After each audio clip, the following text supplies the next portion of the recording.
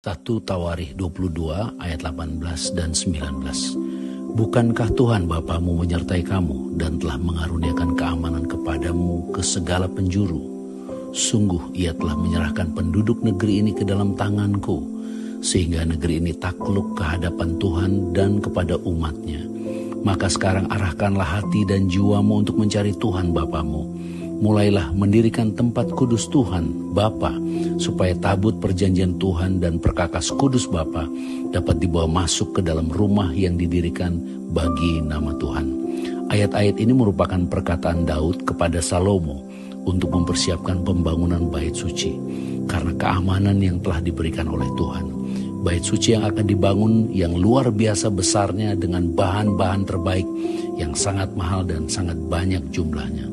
Daud sesungguhnya merupakan gambaran Kristus yang telah memberikan kepada kita keamanan yang sesungguhnya, karena ia telah menang atas musuh yang terbesar, yaitu maut dan kuasa dosa.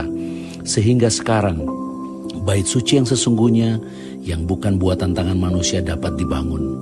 Dan Salomo yang adalah gambaran Roh Kudus yang akan membangun bait suci Tuhan yang sesungguhnya, yaitu tubuh Kristus sendiri, yaitu kita yang adalah jemaat. Dan semua yang diperlukan untuk pembangunan itu, yaitu kekudusan dan kebenarannya sendiri, telah disediakan dan sudah dibayar dengan harga yang sangat mahal, yaitu bukan dengan emas dan perak, tetapi dengan darah Tuhan Yesus Kristus sendiri.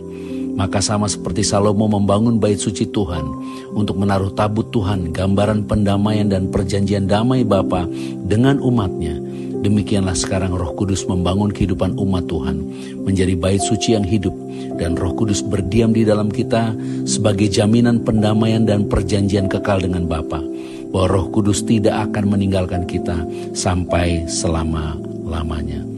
Kita sekarang memiliki damai sejahtera dan kita telah berdamai dengan Tuhan. Inilah anugerah kebenaran dalam Yesus, karena kita sangat berharga di mata Tuhan. Karena kita adalah orang-orang yang telah menerima jaminan keselamatan. Dan kita adalah orang-orang yang telah dibenarkan dan dikuduskan, sehingga si jahat tidak dapat memiliki kuasa lagi atas kita. Dan si jahat tidak dapat memperoleh hak atas kehidupan kita. Kita telah memperoleh keamanan yang sesungguhnya, dan kita telah memperolehnya di dalam kuasa Roh Kudus yang mengasihi kita sampai selama-lamanya. Banyak orang sekarang berusaha mencari cara memperoleh damai sejahtera dengan kepuasan hidup, dengan kekayaan dunia dan dosa. Namun tanpa Kristus tidak ada seorang pun memperoleh damai sejahtera. Walaupun dibayar dengan mahal, bahkan dengan mengorbankan dirinya sendiri, di luar Kristus tidak akan memperoleh damai sejahtera.